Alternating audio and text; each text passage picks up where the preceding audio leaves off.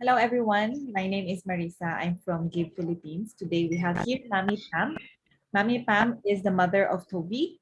Toby is diagnosed with ALL, high risk ALL B type, right, Mami? Yes. Can you share? B. Can you share to us what happened? Okay. So let's start at the very beginning.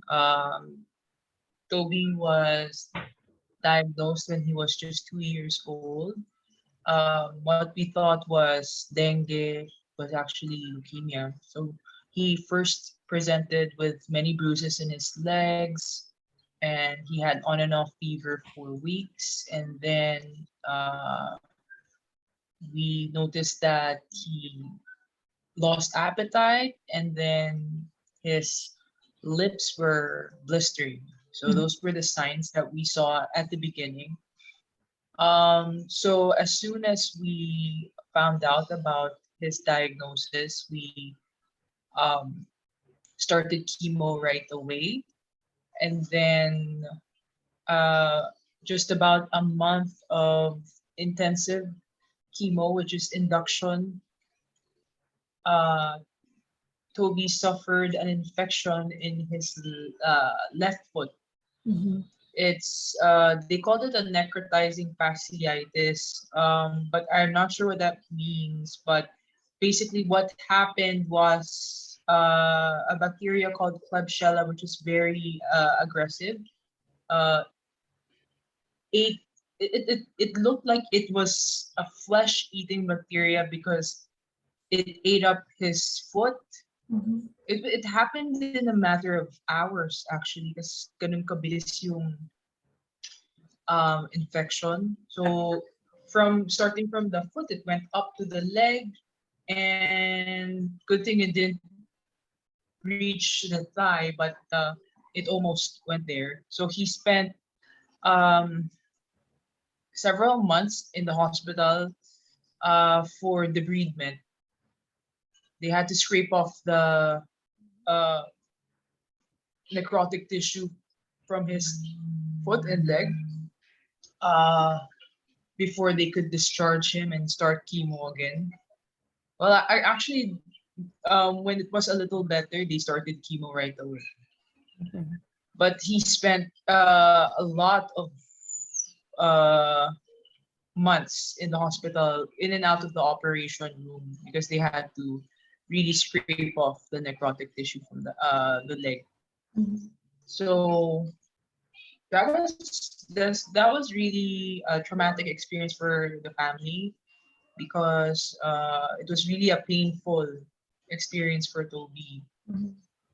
So we had to do physical therapy, and then however, it wasn't enough for us to how do you call this cure or to fix the contractures that developed due to the operation that they did on his leg. So up to this day, he still walks tiptoe, meaning hindi niya ma-flatten yung feet niya when he walks. Okay. So Till he's now. tiptoeing now. Okay. And it's been a struggle to really fix that for years because as he grows older, uh, his I think ligaments or what do Mhm. you call that part, Daddy? It's getting harder. Mhm. So hindi siya ma-stretch ng ano. Mahirap na siyang Mas i-stretch, steady kumbaga. na, right? Parang permanent na yung...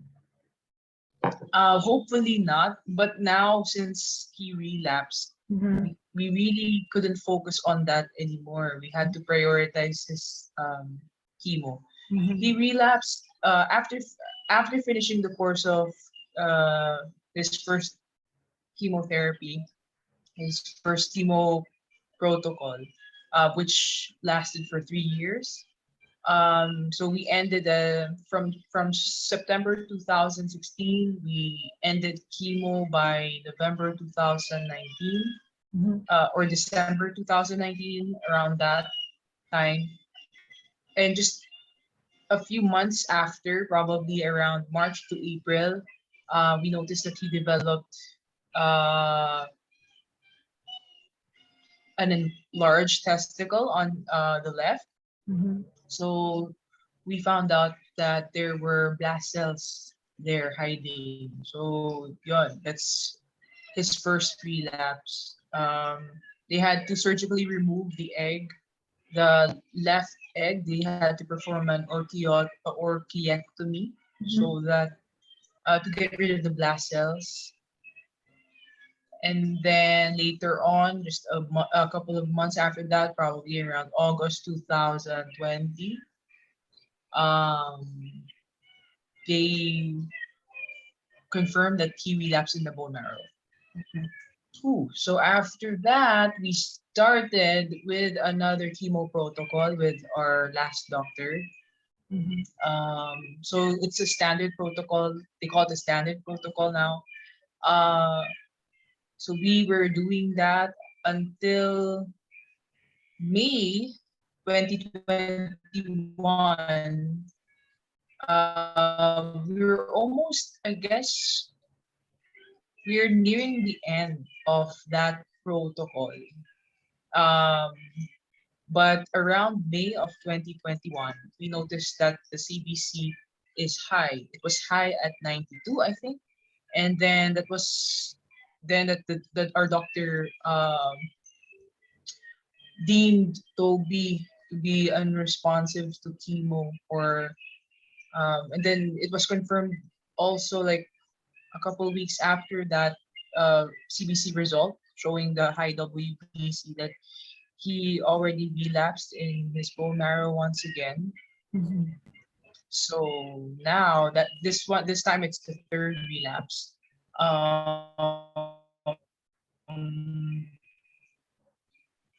So they stopped chemo, and the only options that they gave us were palliative and a bone marrow. Then I were leaning towards palliative care because Toby has suffered too much, and we know that um, we have seen signs that Mhm. his body is already rejecting the chemo. Mhm. Um, like in his last protocol, when we were in the standard protocol, we noticed that he was already reacting, like he was getting experiencing negative side effects of the chemo. Like he was reacting negatively to it already. Then after that, um, we asked Toby what ah we tried to make him understand what is about to happen, and then when he said that he wasn't ready to be with our creator yet, Mhm. that's when God and I decided that uh, we would push through with the bone marrow transplant. It's it was a very far-fetched decision to make because we didn't have the funds at all for a bone marrow transplant. It was explained to us by our new doctor, because we were endorsed to a new doctor. Our doctor that time didn't do bone marrow transplant, so she had to endorse us to a new one. Mhm. So he explained to us that in order to do a bone marrow transplant, his bone marrow needs to be in remission. Mhm. So we tried to achieve that since June. We started in June. Uh, doc, our doctor mentioned also that a bone marrow transplant would cost us 2 million pesos. Mhm. And another treatment may be required, which is called the immunotherapy, Mhm. um, which also costs around 1,100,000 something thousand pesos. Of course, you know that that does not include professional fees. It Yeah. does not include hospital fees. And also the possible Yeah. complications that Mhm. come with the disease like infection. So that's gonna add up to the bill for sure. So we didn't have the funds, but we pushed through with it. Um, Thankfully, there were family and friends who have been constantly donating for us to, come this far. I mean, we wouldn't be able to come this far, like 5 years of chemotherapy, if we did not receive any donations at all from our family and friends.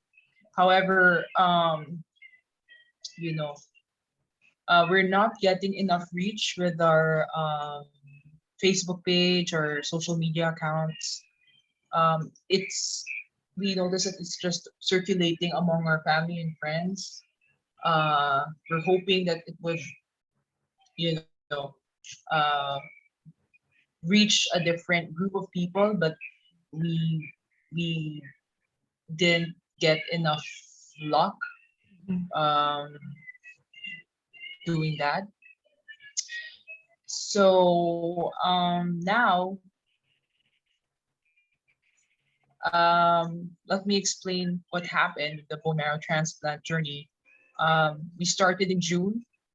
So this is another treatment protocol that they gave us.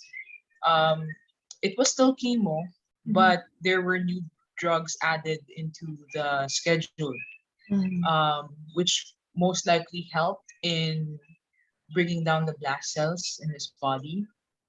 Um, so we were admitted in the hospital in June, and then we were expected to stay in the hospital for 30 days. But what happened was, because he responded well to the uh, the first block, because there are three blocks in this treatment protocol. Um, because he responded well, they had to send us home, and everything was fine. However, when it was time to check the bone marrow, we did not reach the criteria of remission marrow. Mhm. Um, so there were still blast cells in the bone marrow. It was at 9%. Just imagine that. For us, that's amazing that we were able to uh, reach 9% coming from, I think, 60% at Mhm. that time. Uh, so um, our doctor said that in order to consider a bone marrow a remission, in order to consider it as a remission marrow, it has to be at least 5%, Okay. So you still have. 5% Mhm. and below. So Mhm. we barely made it. We're short of 4%. So because of that, they gave us the option to do. They recommended that we do immunotherapy that time instead of proceeding with block two of chemo, because they know that block two is going to be harsh for Toby. Because as you move along each block, they said that the chemo is going to be more intense. So they recommended, instead of us doing the second block of chemo, that we should be doing immunotherapy. But at that time, we didn't have um, we didn't have the funds at all, and we were like uh, faced with many challenges, especially COVID. Mhm. Around that time, when we did the IT for the first block, I was positive for COVID, so we all had to be quarantined, and then I had to self isolate myself from Toby and the dad. So it was really a crazy month for us. Um, and then since we didn't have the funds for immunotherapy, which was 1 million something something, 100,000 pesos according to the doctors, we had no choice but to proceed with the second block of chemo. Uh, Last September. So we started September and we did the chemo for 4 days only, but we had to stay in the hospital for 21 days because of the side effects, which included diarrhea, vomiting, mucositis. He wasn't eating. He wasn't drinking because I believe that his throat and his tummy were, Mouth sores. uh, yeah, were most likely filled with blisters and mouth sores. So that was something that we had to manage that time. And another thing was his electrolytes were down. So they had to infuse calcium, magnesium, potassium to prevent the cramping of his hands because that's what happens to him when his electrolytes are down. So I guess that's what happened in the second block. But then, as we were nearing the end of the second block, um, um, we were scheduled for IV methotrexate, which is like another chemo drug that we dread because of our past experiences with the drug. We were admitted at least twice for that methotrexate just in this year. Mhm. Around January and February, we were admitted because of that drug. So we were kind of dreading this. But um, when we were scheduled last week for IV methotrexate, we did the CBC first and the swab Mhm. before we could get admitted. So thankfully, we're all negative for COVID. But when we did the CBC, it revealed that he had 55.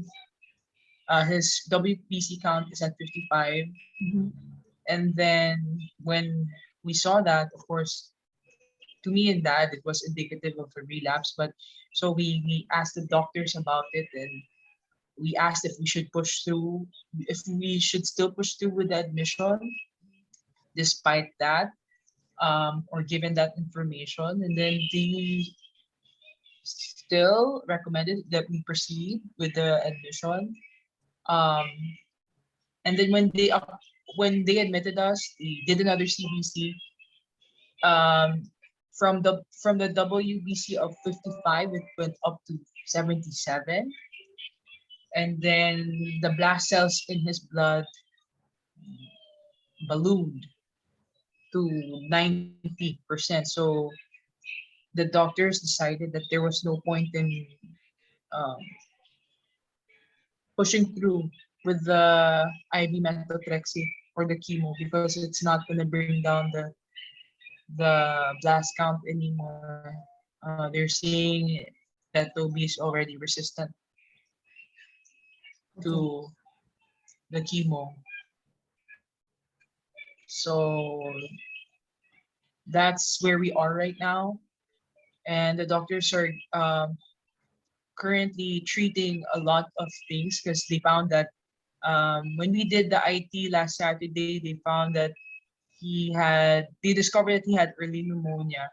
Mhm. Um, and then they also discovered that there is fungal growth in his port. And just yesterday, it has already spread to his blood. So now Treating that. they're recommending that we remove the port as soon as possible. So, but before we could have the port removed, we need to uh, to resolve the infection in his blood, his infection in The his pneumonia. lungs, more importantly, because yeah, because they said that if they're gonna operate on him for the port removal and he's gonna have to be sedated, he can't have pneumonia. I mean, the infection has to be resolved first, Mhm. the infection in his lungs. So that's where we are right now. And mm, the only option available for us at the moment is, so we have to stop the treatment protocol for the bone marrow transplant.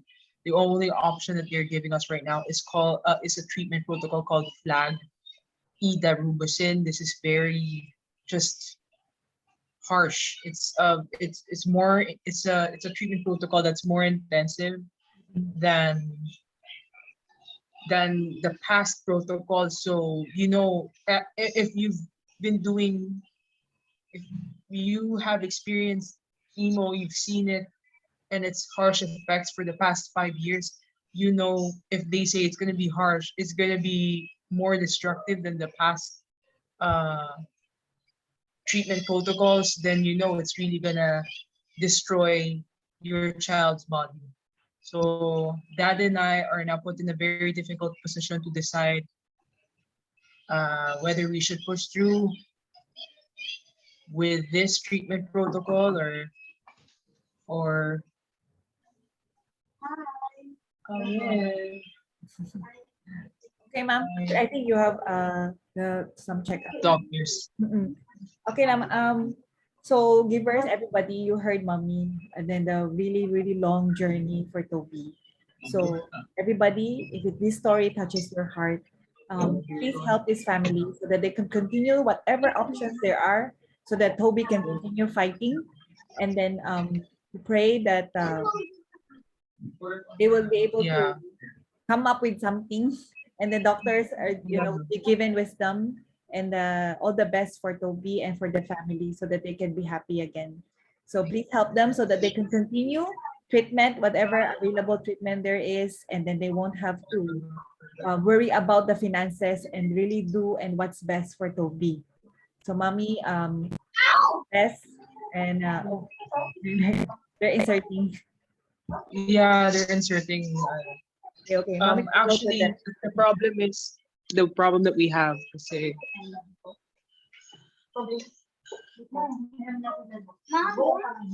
so the thing is, see with Toby, he still wants to fight. Yes, and we respect him for He that. even if we try to explain to him that the next treatment protocol is gonna be like it's really gonna destroy him. He's really not ready to go. And, when he found out that the last treatment did not work, he was really upset. It's like it's we felt I personally felt like he was upset because he worked hard for it and the treatment still didn't work for him. So that's where we are right now. And, it's really hard because this my son is really a fighter and he's not ready to give up yet. But we're limited with the options available. Only we have other treatment options then, and also especially if we have funding, then it won't be this difficult to decide. Okay, mommy. All the best, mommy. Hopefully you'll be able to raise, and then hopefully that Toby will continue to be able to have the best treatment there is available for him, to give him a chance. And as you can see for yourself, then that he's not willing to give up, and he's really a fighter. So we wish you and your family and Toby all the best. Thank you, mommy, and Enda.